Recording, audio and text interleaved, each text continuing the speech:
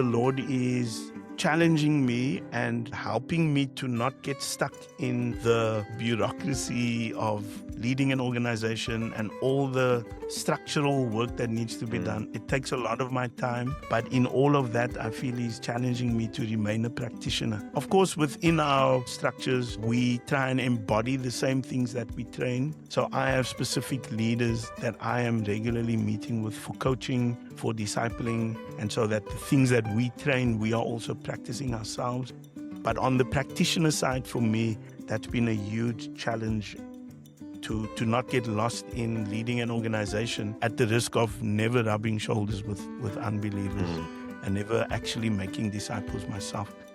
Before we jump into today's episode, I want to encourage you. If these conversations are meaningful to you, then please take a moment to subscribe to the Follow Forward podcast.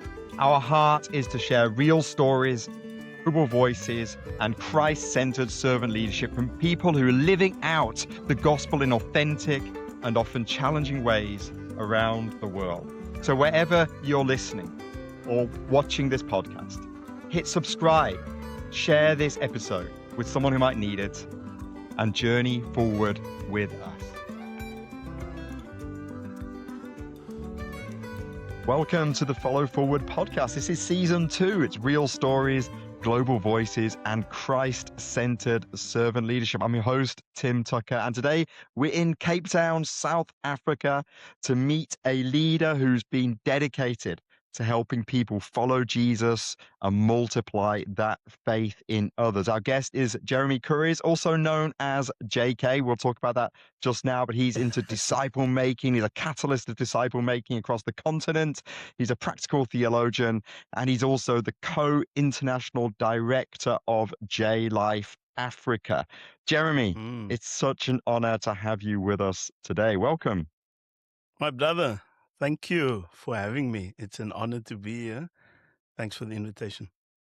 So good. Well, where I like to start is just the connection. Most of the guests on Follow Forward, I have a personal relationship with. And with you, Jeremy, it comes through my wife initially. Yeah. So I kept hearing about this JK. I was like, who's this JK? And I was slowly getting to know you, but I think I really got to know you when I eventually got invited into your studio. So do you remember that night? I do remember that night. Tell me that night from your perspective. Oh man, it was so. Your wife had been. We were working on an album for Chrissy T, by the way. Shout out Chrissy T. Yeah. Shout out Chrissy T. I think we had been working for about a year from the songwriting stages all the way through, and by then we were kind of wrapping up production and recording. And she said to me, she'd really love to have you play, but she doesn't think you'd be keen. And I was like, no, get him. You need to get him in. And I remember it was one weeknight. You right. came in and learned these. I think it was like an 8-bar part. That's right. Yeah, it was so cool. I call it a lead break.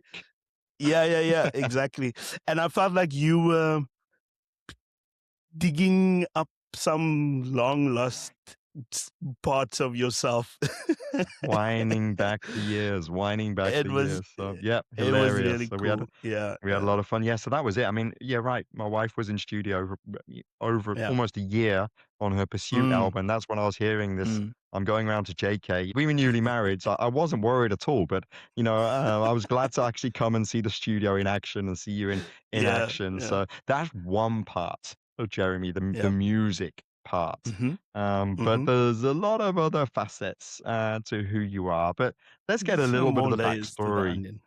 Sure. Yeah, exactly. Let's peel this back a little bit. Let's go back to the early life, your life growing up, and really some of the key influences upon you, particularly in faith and calling. Oh, okay, you've got a photo. There we go. You're ready How for action. How far back do you want to go? I'm an only child.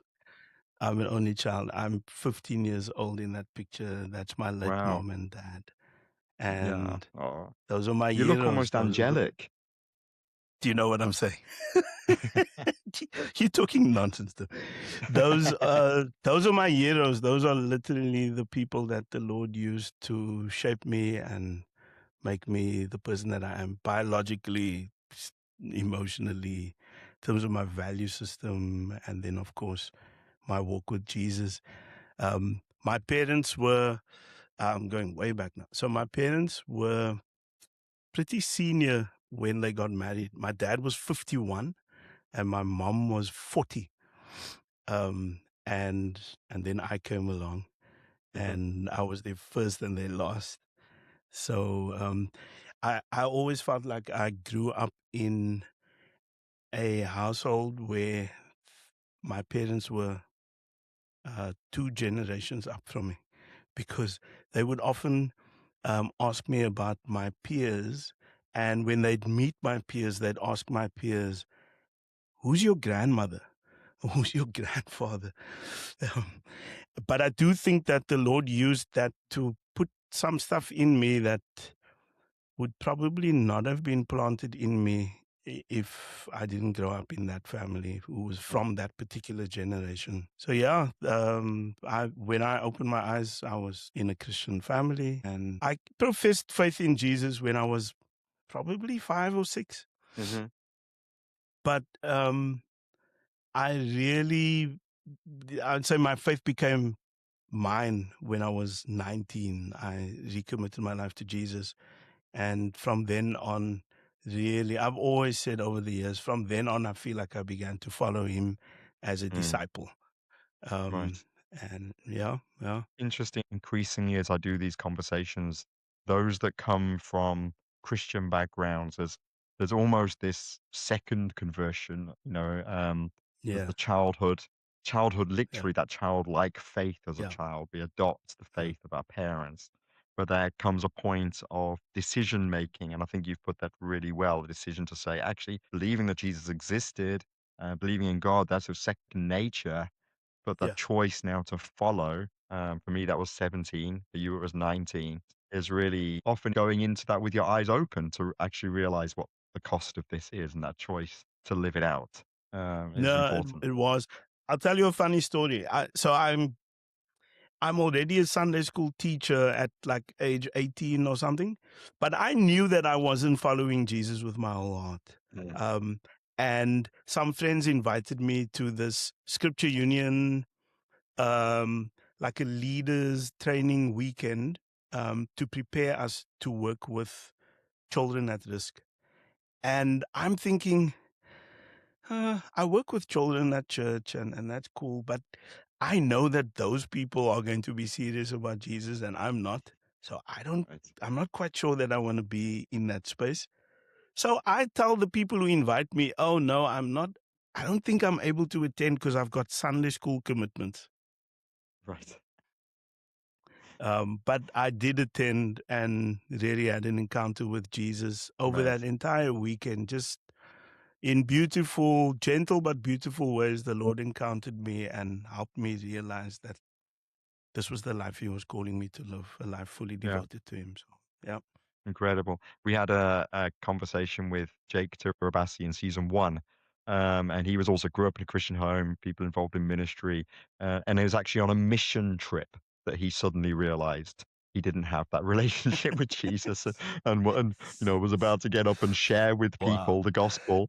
And then the recognition was actually, I'm the one. I'm the one that come needs on, it. So it's sounds it's like John common. Yeah. Wesley. Yeah. Sounds like Yeah. John Well, you Wesley. exactly. Uh, And his mum was praying him into the kingdom, which is often the Oh man. saying, often there's a prayer warrior behind that, isn't it? No, Behind that 100%. Same journey. with me. My mom had been praying that the Lord would change my community, change my friendship circle. She often said, "Your friends aren't bad people, but they don't love Jesus. Right. You need friends who love Jesus and who Mm, follow Jesus." So incredible. yeah, thank God for praying So mothers. what were some of the key steps for you looking back, those defining moments where God really began to then call you? You've served in a number of ministry platforms, even from Mm. being a teenager. But what was the process of God leading you towards understanding his specific call for your life? Yeah, that's a great question, Tim, because I mean, even the way you frame that question is so helpful because it is a journey. And I think for some people on the journey, there's like this one lightning bolt moment where they know without a shadow of a doubt, you are called and this is what you're called to. For me, it was like an ongoing unfolding. So I began to serve, in fact, with Scripture Union, starting from that moment when I encountered the Lord, I kept going back. And I wasn't going back so much because I felt called to work with children at risk. I was going back because I really enjoyed and found great value in being in that community of young people who were like-minded. They were passionate about Jesus, passionate about advancing his kingdom. And I was finding something there that I had been looking for my whole life long. But the more I did that kind of work, the more I realized I don't actually enjoy children's ministry. But what was happening in that time was the Lord was using um, that season of my life to teach me to lead and to lead through serving and to lead through serving people in difficult situations. And so we would do the same kind of work back in our community, just working with children and youth at risk. And I was just doing it because I knew it needed to be done and there was a need on the ground. But the Lord was using that to shape my heart to serve and to serve in tough communities. And he was teaching me to lead. Very early on, he was also teaching me the importance, and this Scripture Union had a huge role to play in this, teaching me the importance of not just bringing people to faith, but bringing people onto a journey with Jesus. So learning the importance of being a disciple and making disciples and following up with people who had committed to Jesus, helping them to grow in their faith. I began to learn that very early on. So those two things I think the Lord was building into me, servant leadership in tough spaces and how to be and how to make disciples. So that after a couple of years, we had this music group.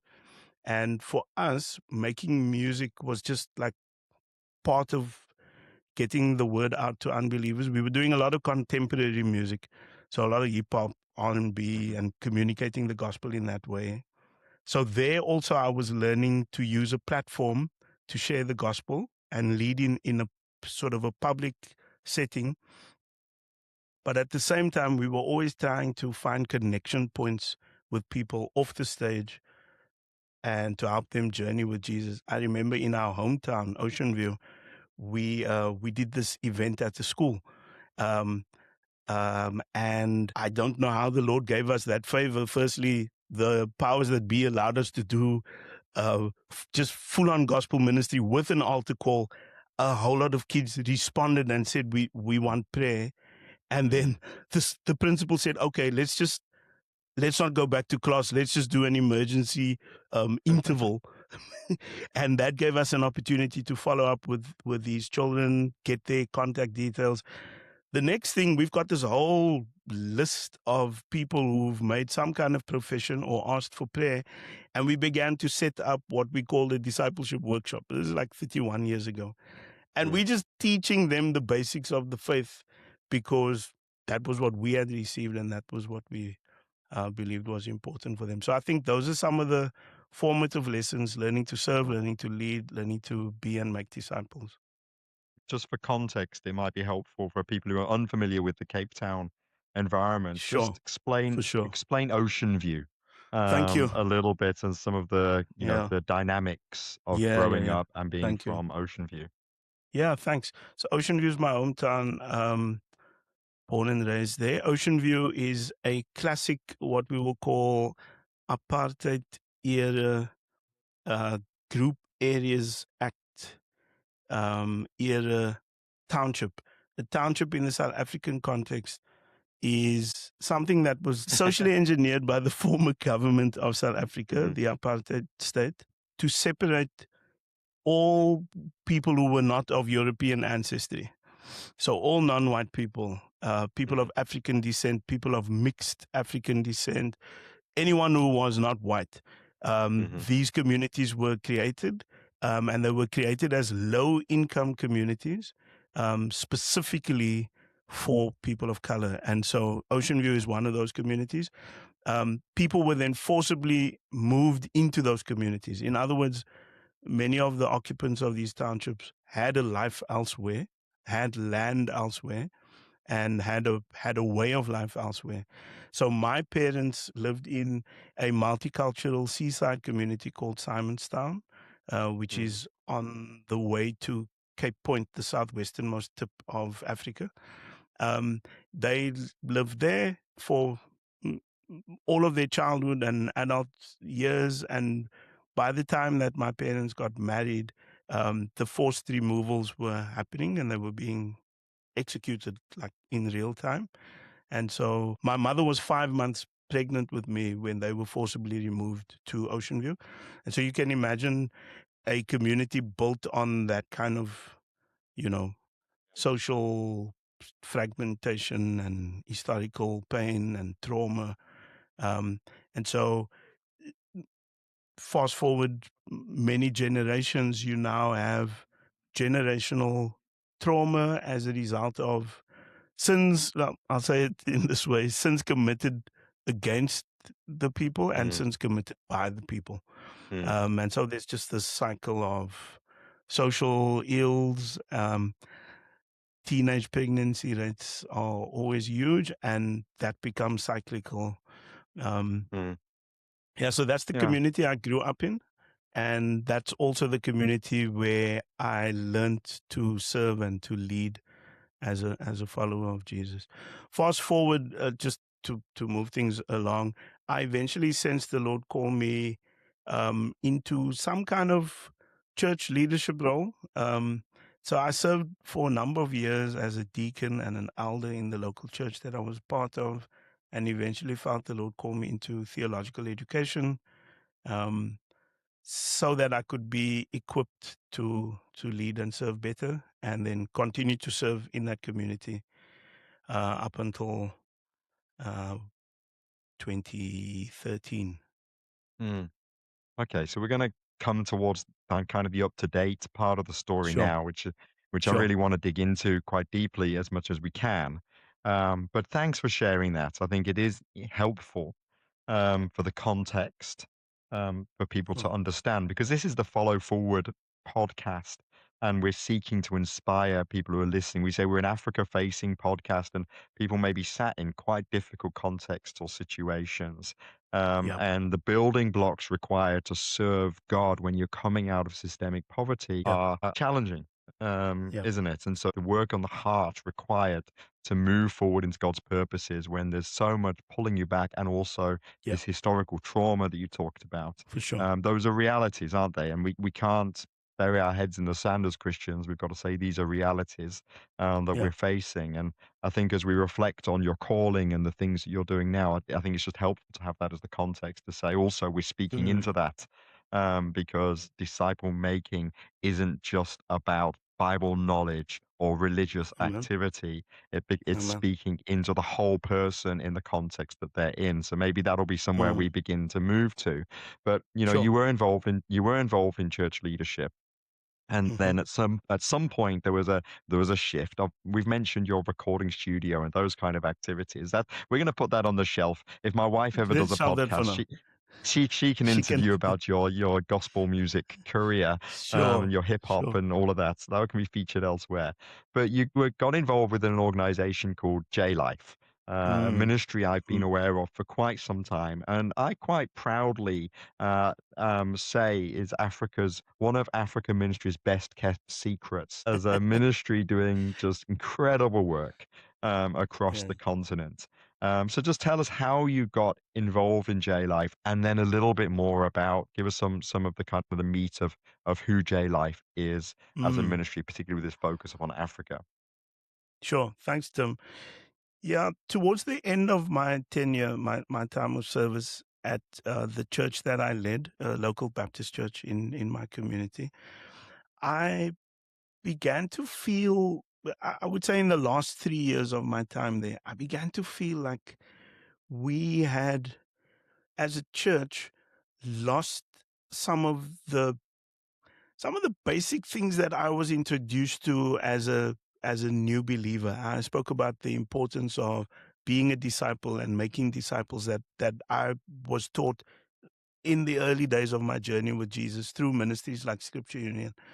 But I found that we had come to a place in the church where, yeah, we had leadership structure with elders and deacons and various ministry leaders. We had a mission and a vision, and we're doing all these amazing programs. But I felt like the ministry of the church had now fallen into the hands of the leadership, and the success of the church depended solely on the leadership. And it was, I had the sense that people were now coming to an event not to participate in the mission of God, but to just consume. And it began to trouble me. And I was sharing, this burden with our team, and we began to pray and experiment with different ways of mobilizing all God's people to become active. And we made some mistakes in the process. I remember a time where I said, this is not a performance-based ministry. It should never be. So all those who are involved in upfront ministry, let's take a back seat and let's give other people an opportunity to serve and do things.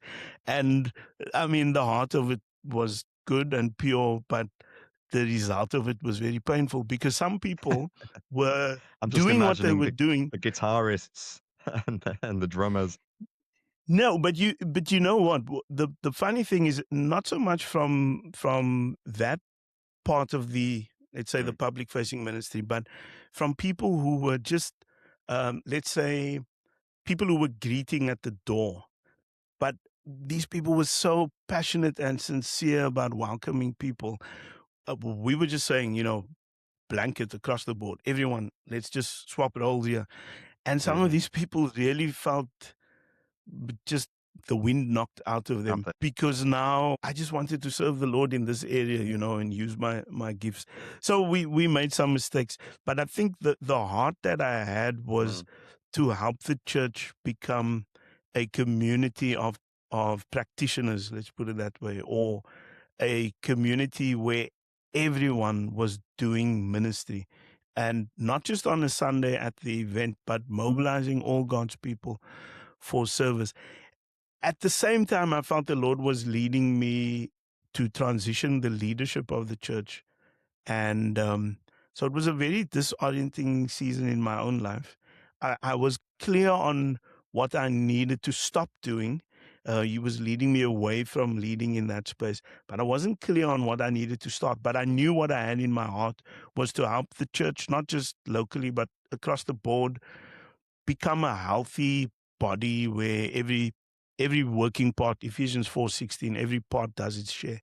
At the same time, I began having conversations with J Life, who I had known for many years, I think just like you, as back then a ministry that was engaged in mobilizing youth disciple making and helping young leaders become disciple making leaders. I had a conversation with one of their leaders, and as I looked at their mission and vision again and some of their content, it was like something just switched on in my head. And I said to them, hey, I know JLAF is like youth facing, but is there anything that stops me from doing this with ministry leaders across the board?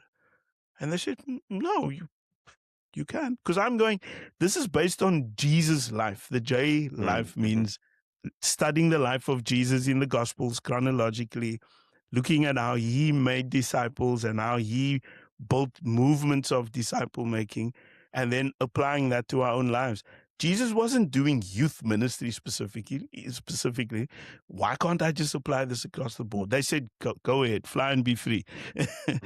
And that was my immersion into the J Life community, the J Life content.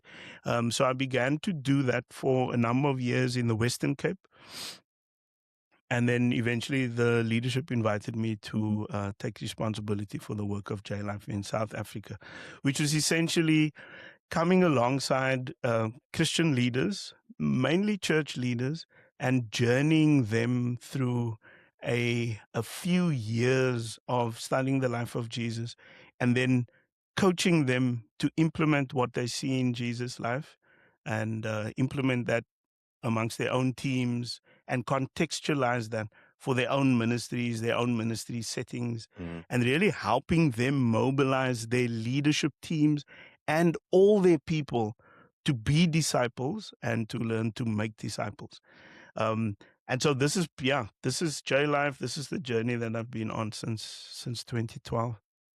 Yeah, well, we'll hear a bit more about the kind of spread and impact of J Life Mm. just now, but I'll firstly want to link back in. So you've had this experience in church, I guess, of wanting to see, yeah, the equipping of the saints for service. You know, Yeah, you've had some experiments around what that looks like, but really your yeah, heart is to get people out of their comfort zone, to stop the hmm, plateauing that we so often see in Christian churches. You know, often there seems to be a point where growth plateaus and people become stuck in their own way of doing church and religion to a certain extent. And not wanting to make too many sweeping statements, but that can seem to be yeah, a problem, particularly in many mainline churches. And that's why then, and the new thing happens, it just repeats then yeah, again. yeah, So the solution to that is this whole life discipleship that you're seeking to embody and to replicate, as mm, well as a focus on leaders, which has been on your heart, is this empowering and impacting leaders. Because I think mm, when the leader is at the pinnacle of an organization, you know, they provide this ceiling. What I feel that J Life is seeking to do is break that ceiling away and for almost sure, invert the pyramid, for sure. so that the leader is facilitating this multiplication. So, what have you seen or been learning over the past few years, the challenges and the opportunities that the Christian leaders Mm. are facing, and how are you seeking to address that more specifically as a ministry? Yeah, for sure. Thanks, Tim. I think the challenges are far and wide. And maybe before we talk about some of the external challenges, um, outside the church, that gives us these opportunities to reach people for Jesus, we have so many internal challenges. I think a lot of them are like paradigmatic. So Mm, mindsets that actually hinder us from being and making disciples. And some of that also is around the language that we use. So I'll give you an example. We find that in our work, when we tell people what we do, they immediately assume certain things based on their understanding of words and language. So, mm, for example, we talk about our focus is to help people make disciples and build movements. So then they assume, oh, you guys are not interested in evangelism. The only work you do is help new believers grow, yeah, because in their follow up minds, that's what courses. follow up courses for new believers, that's what Yeah. discipleship is in their understanding. Then they'll look at another silo and say, oh, and there's this other ministry, they more focused on theological education. And then this other organization, they big on leadership development. This organization is big on missions. And these guys are the community transformation guys. They do social justice. And you've got all these Mhm. silos. And we don't see silos in the life and ministry of Jesus of Nazareth. In his Mm. ministry, there's just this one overarching flow of bringing the good news, the gospel of the kingdom, and advancing the kingdom in the world. And we've put all these labels and silos and tags on it. And that's not to say that some are not called to a specific area of ministry.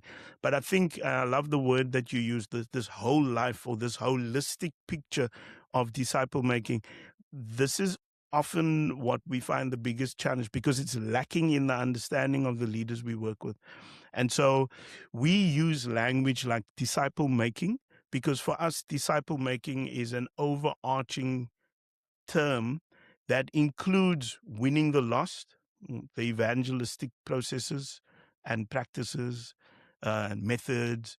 It's all part of that, because Jesus calls his disciples to make disciples. That Mm. means find people who are not yet disciples and make them disciples, make them followers of Jesus. That's very evangelistic. But it's also Mm. teaching them, Matthew 28:19 and 20, it's also teaching them to obey everything that he commanded. So there's an equipping part to it. There's a growing and a building of new believers, what people tend to refer to as discipleship. That's definitely part of it. But then there's also equipping people to the point where they can work, where they can serve in the areas of their gifts. The harvest is plenty, but the laborers are few. And Jesus says, follow me and I will make you fishers of men. So there's an equipping and a formation process that ultimately should lead to a multiplication process where disciples are able to not just be disciples, but also reproduce themselves and make other disciples. So we see this, I think you've used the language of a continuum. We see this pathway as an overarching pathway into which you can then plug all kinds of ministry initiatives or unique callings to ministry. But when people are not thinking holistically and they're just thinking program, that's where we find some of the biggest Mm. challenges. Another challenge is that once people see what we are doing and they see the importance of it, they are immediately faced with the challenge of prioritizing. They Right. go, I know this is important, but I still have all these other programs. I don't have time to make disciples, and I don't have time to disciple my leaders, and they don't have time to disciple people. And then we're going, okay, so there's a fundamental challenge around how we view ministry. Do we view ministry as a collection of programs that needs to be offered for no clear, you know, strategic outcome? It's just, this is what we do because this is what we've always done. Or is ministry actually about people becoming more like Jesus and fulfilling He's calling on their lives? So that becomes a huge roadblock, especially when leaders go back and try and implement. Mm. Often they find that the culture of their churches is actually not friendly to helping people be and make disciples. People want performance and results. They don't want to see people come to maturity in Jesus. It doesn't sound right when I say it that way, but if you lift up the hood and you Yeah. see what's really going on, then you realize that we've got a values and a priorities issue in the Mm. church Mm. across our continent and across the world. I have seen. Mm. Yeah, interesting. I mean, thanks, Jeremy. You talk about a paradigm shift because in listening to you, and I think of Christian leaders listening to that, about your description of following Jesus and the scriptures you used, there'd be these huge amens. Everybody would agree Sure. in principle.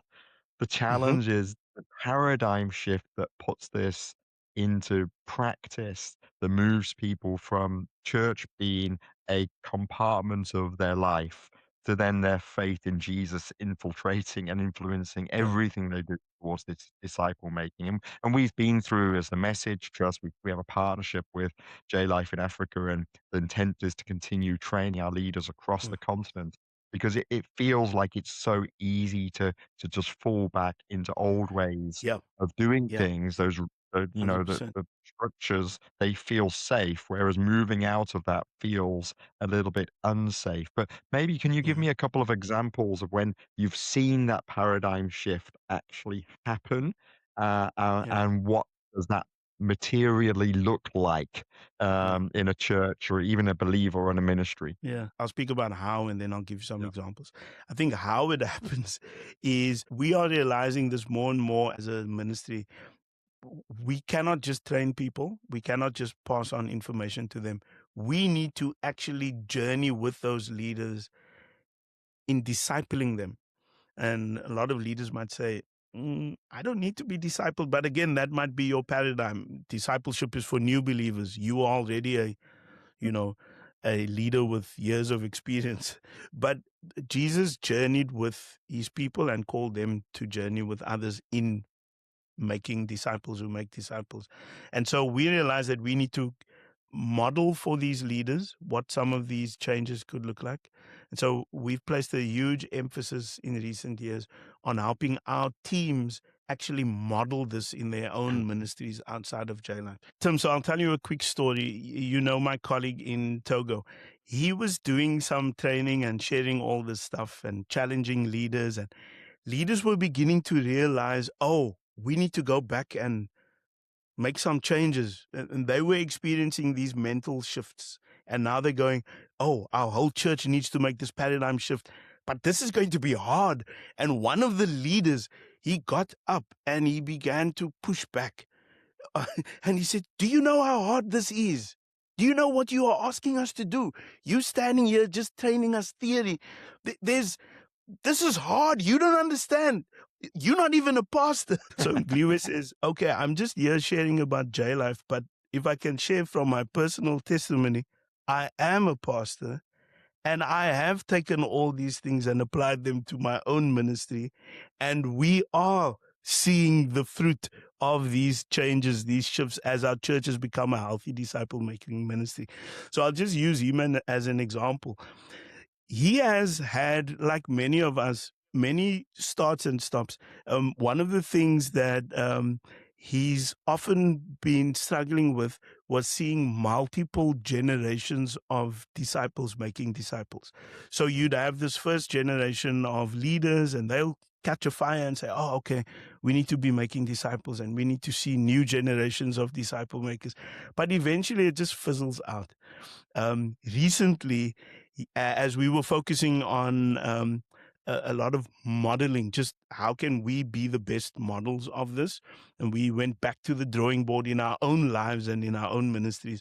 One of the things he began to do was meet with a core group of people from his church. Some of them were official leaders and some were not. And I've seen this happen a number of times in different parts of Africa. Not only the official leaders, but those that are interested, those who want to learn, those who want to follow Jesus more deeply, they would meet once a week. And in this once a week meeting, they would just revise the principles of what it means to be a disciple, what it means to be following Jesus, and what it means to be a follower who also fishes for people. And they would get these assignments, and then these assignments would include engaging someone in your world who's an unbeliever, or engaging someone who is a believer but who doesn't have anyone mentoring them or discipling them. Just simple tasks. And then they would have to come back the following week and report. And initially, the growing was slow. But after a couple of weeks, and this was just a few months ago, after a couple of weeks, people are coming back and saying, oh, we now have an opportunity to spend time with this other family. They've invited us into their lives. They've invited us into their home. Or someone is now in a intentional mentorship relationship with someone. But the point is, and I've seen this in many other examples, where leaders call a few together for intentional investment. I saw this happen with a leader in Ottery in the Cape Town area some years ago. Same invitation. Are you willing to go deeper? That intentional investment outside of the normal program, outside of the regular announcements and the regular ministry meetings, but an intentional investment eventually results in fruit. And it's the fruit of reaching new people for Jesus, the fruit of growing those who are already following him, but helping them go deeper. Suddenly people begin to sense God call them to a new area of ministry or to something in the community that does not yet exist. I'll tell you one more story. We try and get a sense of what God's doing in the movement every 6 months. And last year, we got this amazing story of a leader who had been on our training journey for a couple of years. And in one of our modules, we look at how Jesus came to restore the 4 relationships that God intended for human beings to have since the garden: a right relationship with God, with others, with themselves, and with the physical creation. And as he pondered on God's intention for his people to steward the physical creation, they realized, and this was a country in West Africa, in Benin, they realized that they have never paid any attention to their community from a physical creation perspective. They got this vision to plant trees. The next thing, they've got this whole campaign going. We're going to plant so many trees in our neighborhood just to beautify the neighborhood, to stabilize the soil. Then the people outside of the church catch wind of this and they're going, what is this church doing? Oh, wow. Mhm. Can we be part of this? The next thing, this opens up opportunities for gospel conversations, gospel invitations, planting trees in the community. But those are the kinds of paradigm shifts that when a leader catches it, it can actually result in not just their organization being transformed, but actually their community being transformed beyond just their typical traditional programs, you know? Amazing. I love that.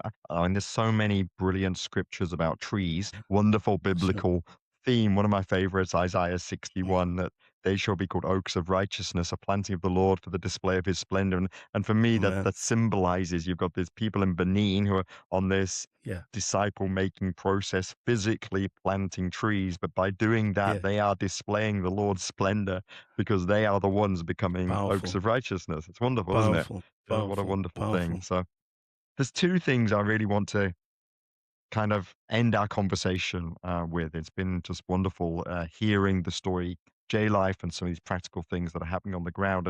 And again, when you hear it, it just seems to make sense. And yet, God needs to sometimes, I Yeah, guess, stir us up and utilize a mission or ministry like J Life to bring us back to those things that are fundamentally basic about our Christian growth and disciple making. That's what I personally appreciated about my relationship with you, Jeremy, and J Life as a whole. But there's two things I think I want to land with. I think the first is you've shared a story from Togo and from Benin. J Life has a good Pan African reach yeah, now. What do you sense individually and as a movement that God is currently doing in the continent? What are you seeing? And related to that is really you shared some of the frustrations of being a yeah, church pastor, and yet you haven't given up on the church. So, specifically through the lens of what God is doing through his church in Africa, what are yeah, some of the signposts that you're seeing of God at work right now in this beautiful continent? yeah. Thanks, Tim. Just recently, we realized that a lot of the work we're doing is in sub-Saharan Africa, which is Christianized Africa, Yeah. and and we've been praying for the Horn of Africa, so countries Mhm, like Somalia, Somaliland, Eritrea, Djibouti, mhm, because those regions, as well as North Africa, those regions are pretty hostile to the gospel, and they're also pretty closed for access to the gospel. But we also realized that while we had very limited contact with leaders in those regions, even the leaders in the regions where we do have a presence, but where those countries are predominantly Islamic, the the way we train, coach, and mentor leaders for disciple making is still very Christianized and westernized, and it doesn't translate well enough to serve where the church cannot go public. And so we began to contextualize our content for a world that is hostile to the gospel. And so this has given us a lot of hope. And as we started rolling this out in some of our West African countries that are very Islamic, and also in Egypt where we have a presence, we found that the leaders there were now beginning to see their neighbor in a different light, mm, because it's so funny. Again, back to the basics: love your neighbor. Sometimes in these regions, a neighbor doesn't mean your fellow man anymore.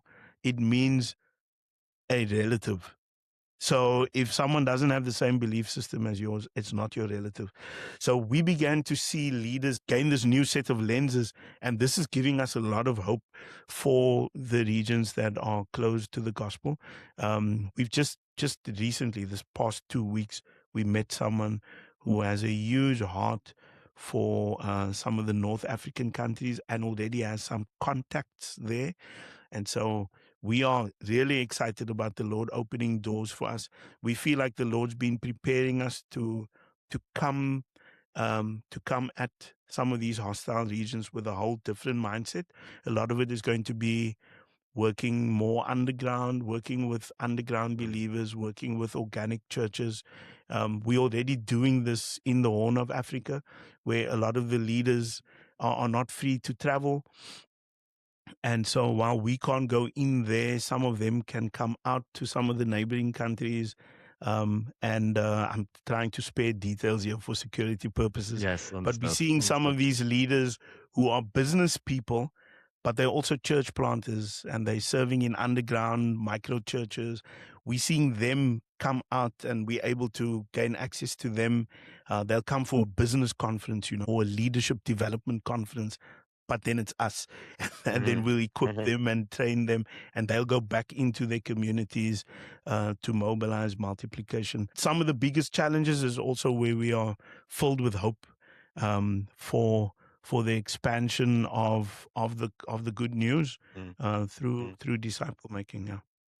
Amazing. I'm sure as people have been listening, they've picked up that, the heartbeat of servant leadership, is personified in you and in the mission and ministry, and just that comes through even in terms of this vision for this next season, Mm. wanting to serve in this way for this cause of the gospel, which is really where I want to land now, because recently, over the past couple of years, there's been a leadership transition within J Life. Africa and you and Mgliwe have now both become co-directors of J Life Africa, taking over from the incredible founder who had Mm. done a remarkable job over many, many years. So my final Yeah. question for you is about what God's doing in your life. What are some of the lessons as you've gone from J Life South Africa now to a continental and also, I guess, a global perspective because of the relationships you're forming with other disciple-making movements around the world? But you're also having to now, you've succeeded a previous leader and you're a co-director. So there's a number of leadership potential pitfalls in all of Sure. that space while trying to maintain Mm. this heart of servant leadership. So Jeremy, what Yeah. has God been doing in your life as a leader? What are some of the things that he's been really Mm. impressing on you in this season that could be of help to people Yeah. listening to this right now? Yeah, great question, Tim. This is going to be a full circle one. Actually, I was in Lome in Togo earlier this year for our leadership meetings, our annual planning meetings. And then I was in Addis Ababa in Ethiopia. Got to meet Marlet, your team leader Yes. in Ethiopia. Shout out to Mallet. Um, Shouts out to Marlet and to Message Africa. Let's go. But Yes. while I was traveling across Africa from west to east and all the way back to south again, I felt the Lord challenge me on a personal level about mobilizing movements of disciple making back in my hometown.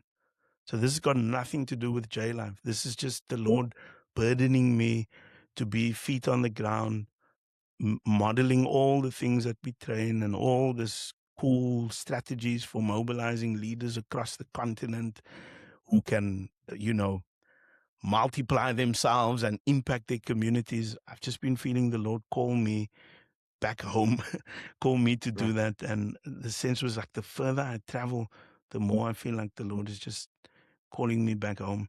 And so with our local church, we've just, for the past 3 months now, we've been doing a lot of prayer walking, prayer evangelism. So the one big lesson is that I feel the Lord is um, challenging me and helping me to not get stuck in the bureaucracy of leading an organization and all the structural work that needs to be Mm, done. It takes a lot of my time. Um, but in all of that, I feel he's challenging me to remain a practitioner. Of course, within our structures, we try and embody the same things that we train. So I have specific leaders that I am regularly meeting with for coaching, for discipling, and so that the things that we train, we are also practicing ourselves. But on the practitioner side, for me, that's been a huge challenge to not get lost in leading an organization a Christian organization that's mobilizing movements at the risk of never rubbing shoulders with unbelievers Mm, and never mm, actually making disciples myself. So that's where I'm at the moment. I've actually just started a course that helps people make disciples on the ground and grow movements on the ground. So it's been good to be on the receiving end and just be held accountable to that. oh, amazing. Well, Jeremy, thanks for sharing that. That's really yeah, it's really poignant to think about that, both the both and. It's always the both and, isn't it? It's the both. Mm, God stretches us and expands us, and He mm. calls us back to basics Yeah, yeah, consistently. Those 100%. two things are Yeah. go hand in hand, and that roots us, doesn't it? It keeps us humble in that sense to recognize that we're stewarding something that Amen. is actually beyond us, and yet also within us through the power of the Holy Spirit. Mm, Him enables us mm, to do it. So yeah, I think thank you for mm, embodying that for us, and it's been great to have you on the podcast, Jeremy. Thank you for sharing your story, your leadership journey, and your passion for disciple making with us today. You have challenged us, I think, to think beyond our norms and our safety nets and the things that we've mm, got stuck in, and to think more about multiplication and what it truly means to be a mm. disciple maker and to be obedient to Christ in that. So thanks, Jeremy, for being part of the podcast today. This Thanks, has Tim. been Thanks for having me. this has been Follow Forward Podcast, real stories, global voices, Christ-centered servant leadership. Please stay tuned. More conversations coming your way, exploring how God is at work across nations.